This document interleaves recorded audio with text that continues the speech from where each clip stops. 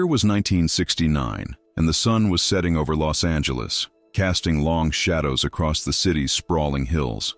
It was the kind of evening that seemed to promise peace, the kind of evening when the horrors lurking beneath the surface couldn't possibly exist. But they did.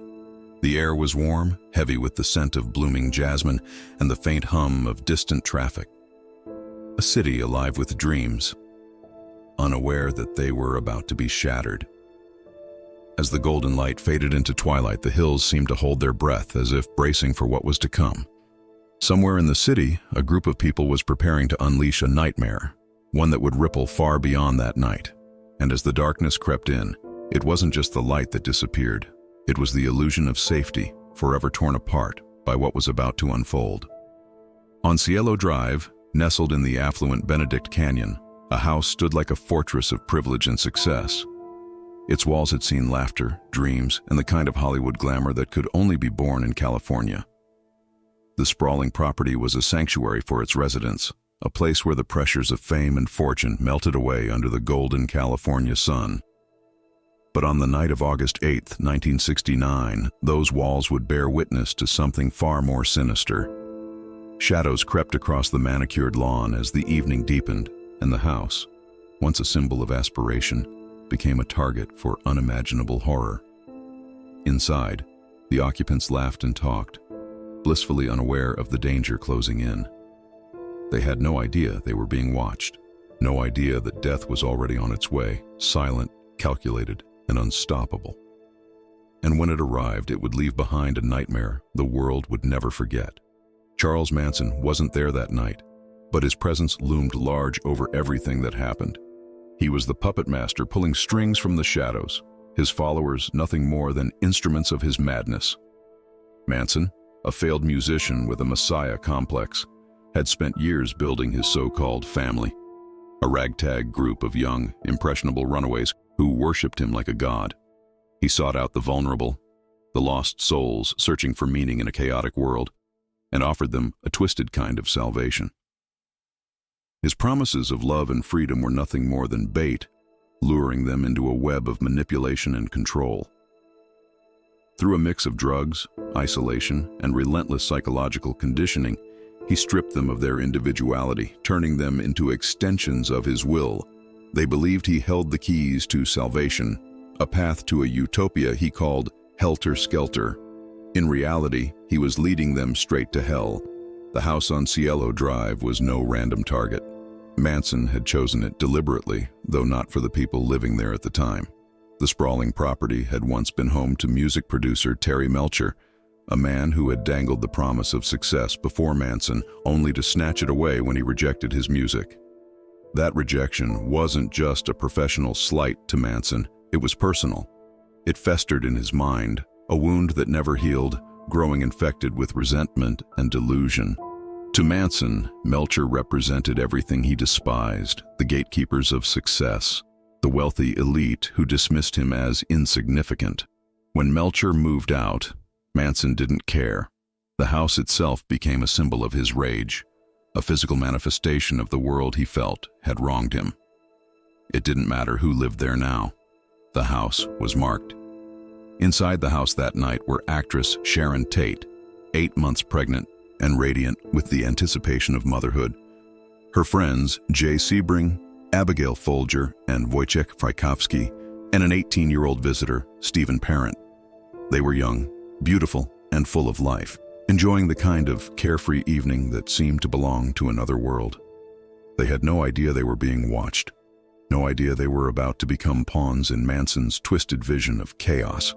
By the time they realized the horror that had entered their lives, it was already too late.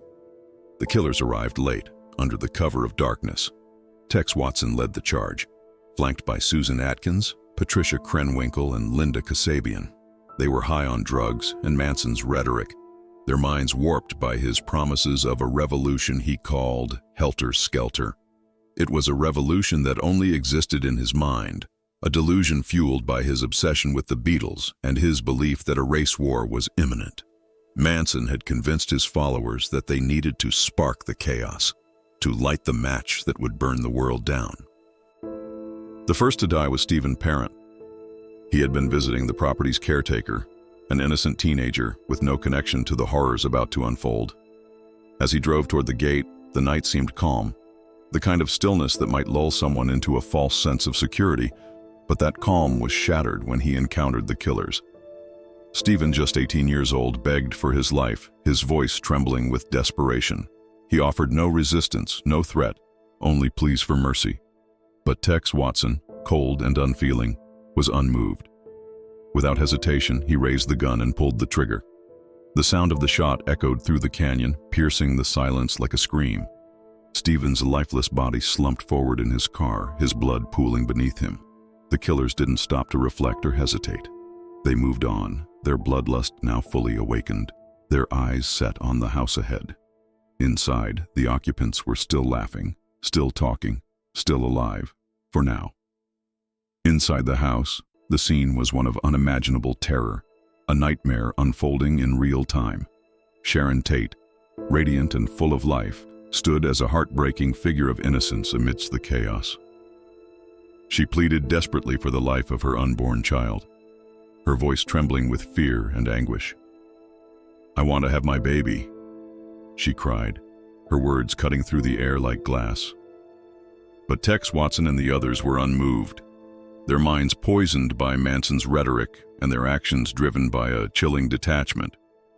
They showed no mercy, their blades moving with a cold, mechanical precision. Sharon's life was extinguished in a moment of incomprehensible brutality, her dreams and future stolen in an instant. Jay Sebring, loyal to the end, tried to shield her, but he too fell victim to the killer's relentless violence. Wojciech Frykowski and Abigail Folger fought back with every ounce of strength they had, their screams echoing through the house. But the killers were relentless. The once vibrant home was transformed into a scene of unimaginable carnage. And when the killers finally left, they scrawled cryptic, horrifying phrases in blood on the walls, messages meant to terrify and confuse. The house fell silent, but the echoes of that night would haunt the world forever. The next night, the Manson family struck again, their bloodlust unquenched and their mission of chaos far from over. This time, their targets were Leno and Rosemary LaBianca, a wealthy and well-respected couple living in the quiet neighborhood of Los Feliz. Manson himself accompanied his followers to the house, surveying the scene like a general planning an attack. But he didn't need to stay. His orders were enough to set the wheels of horror in motion. His followers, already desensitized to violence, carried out his twisted vision without hesitation. The LaBiancas were ambushed in their own home, a place that should have been their sanctuary. They were bound, helpless against the terror that unfolded. The killers tortured them with a chilling detachment, leaving their home unrecognizable, a slaughterhouse drenched in fear and brutality. And just like the night before, the killers left behind messages scrawled in blood, cryptic and horrifying. These macabre writings weren't just calling cards, they were warnings, symbols of the chaos Manson wanted to unleash on the world.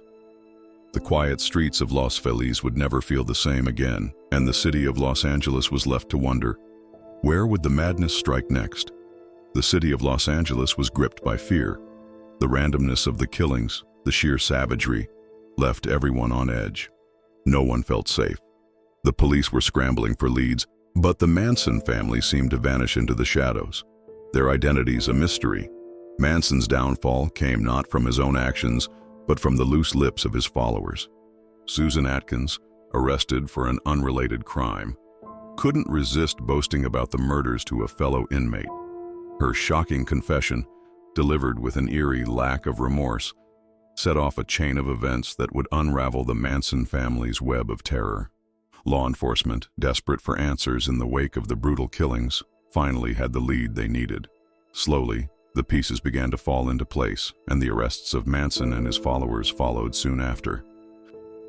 The trial that ensued was nothing short of a spectacle, a dark circus that captivated the nation. Manson, ever the manipulative showman, carved an X into his forehead, declaring himself removed from society. Over time, he transformed it into a swastika. a chilling emblem of his warped and hateful ideology. His followers, seated in the courtroom, mirrored his madness. They appeared glassy-eyed, unrepentant, and unwavering in their loyalty to their self-proclaimed leader. They sang his songs, smiled at his every word, and displayed a disturbing lack of humanity. The courtroom became a stage for Manson's twisted theatrics, but the evidence against him was undeniable. The world watched as the cult of chaos finally began to crumble. The courtroom was awash with grim revelations as Linda Kasabian, who had acted as a lookout during the murders, took the stand and turned state's witness. Her testimony was hauntingly vivid, painting a chilling picture of the horrors that had unfolded on those nights. She recounted every detail, her words bringing the gruesome scenes to life for the jury. They were shown crime scene photos that captured the brutality in stark, unflinching clarity, each image a testament to the unimaginable violence. The chilling details were laid bare, but what shocked the courtroom most was the demeanor of Manson and his followers. They laughed openly, mocked the proceedings, and treated the trial as though it were a performance staged for their amusement. Their lack of remorse was palpable, a cold reminder of the depth of their detachment from humanity. The jury didn't need convincing, they were staring evil in the face. In January 1971, Charles Manson and several of his followers were convicted of murder. Their reign of terror finally brought to an end. They were sentenced to death, a punishment that seemed fitting for crimes so horrific they shocked the world. However, their sentences were later commuted to life in prison when California abolished the death penalty in 1972. Manson spent the rest of his life behind bars, where he continued to manipulate and disturb, his infamy only growing with each passing year. He became a dark symbol of evil, his name forever etched into history as a reminder of the depths of human depravity. When he died in 2017 at the age of 83, the world marked the end of a man whose legacy was one of chaos and terror. Even in death, his story serves as a chilling cautionary tale of manipulation and madness. The scars of the Manson murders remain, etched into the collective memory of a nation. The house on Cielo Drive was torn down, replaced by a new structure, but the darkness of that night lingers. It serves as a reminder of the fragility of safety, the ease with which evil can infiltrate even the most idyllic of settings. And it leaves us with an unsettling question. What drives a person to such acts of cruelty? For Charles Manson, the answer may never be fully understood. But one thing is certain, his legacy is one of horror, a cautionary tale of charisma turned deadly, and a chilling reminder of the monsters that walk among us.